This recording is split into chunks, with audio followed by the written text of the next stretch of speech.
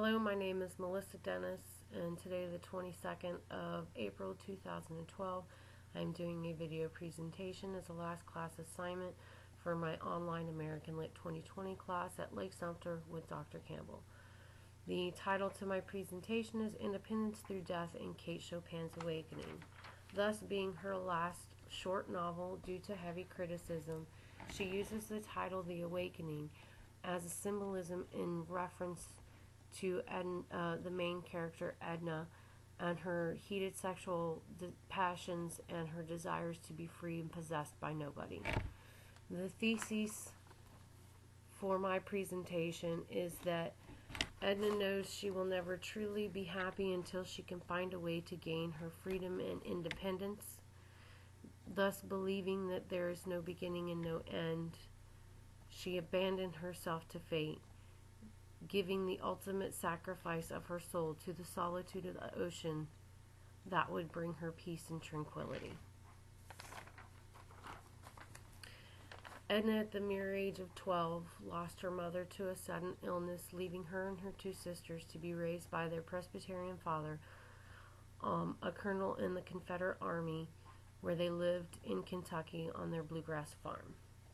By her mid-20s, she's now beginning to understand the social acceptances of the 19th century, and in order to achieve the stratifications of her sociality, she marries Mr. Pallanter, a man 12 years older than her.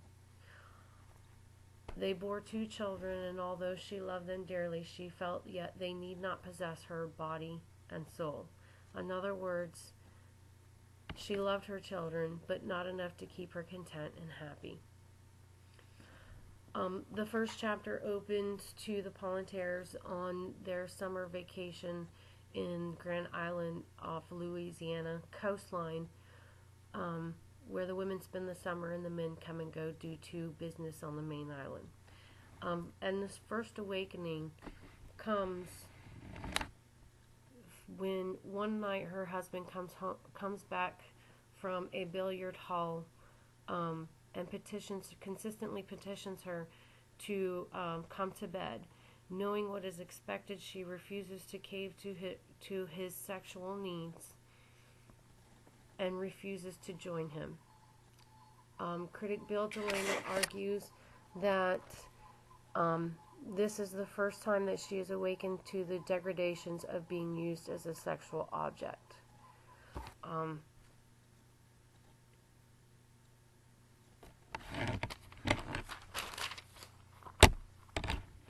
While on the island, the women have a lot of time and have a lot of social light to engage with each other. Edna comes across Robert LeBrun, whose family owns the estate where they vacation in the summer. He contends to Edna like a lost puppy or 2 best friends. Due to the same age or around the same age, Edna contends and enjoys having him for company, and he petitions to teach her to swim for swimming lessons, and in the process Edna begins to find herself falling madly in love with Robert, and Delaney states that this is the moment when she's first awakened to her own strong sexuality. While on the island, one summer evening, Edna continues to battle the ocean in her swimming lessons and conquers her fears in one night. Critic Carly Bogard states that swimming also represents rebirth and freedom and wholeness to Edna. Within her, she finds a new sense of liberation and begins to feel at peace with the ocean as a unity of body and mind and soul, and it feels at one with the sea and comes to the idea of liberating herself more in the physical world.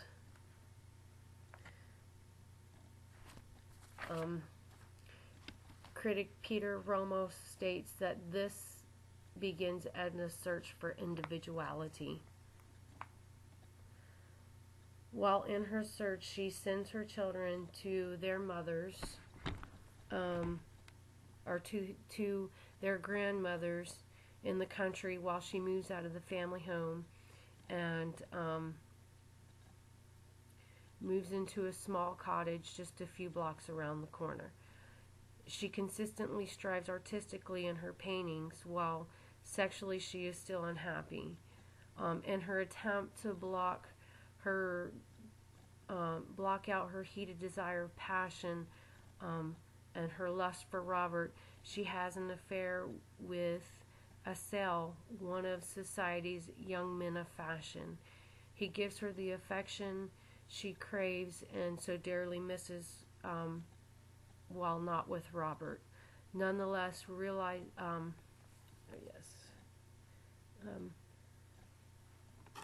Bogard argues this is that in doing so, her chances for success are diminished before she has even started her new life.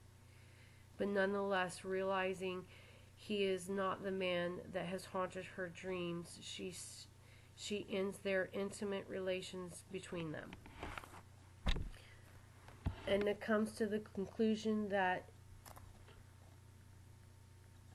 in the exception of society, she will always be imprisoned to her husband and her children,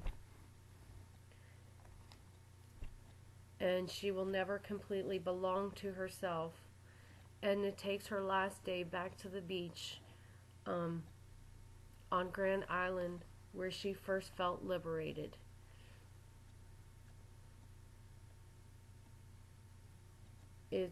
Critic Bogard argues that this is the consumption of her passion. And as she reaches the beach, an epiphany has arose from the depths of her soul. Bare-skinned, she walks into the ocean, one foot in front of the other, until she could no longer touch the ground, one arm over the other, until land was a mere mirage. Her life flashed before her eyes before she said goodbye, freed from a life of turmoil and anguish, and the soul is now free, belonging to none who seeks to possess her. Thank you.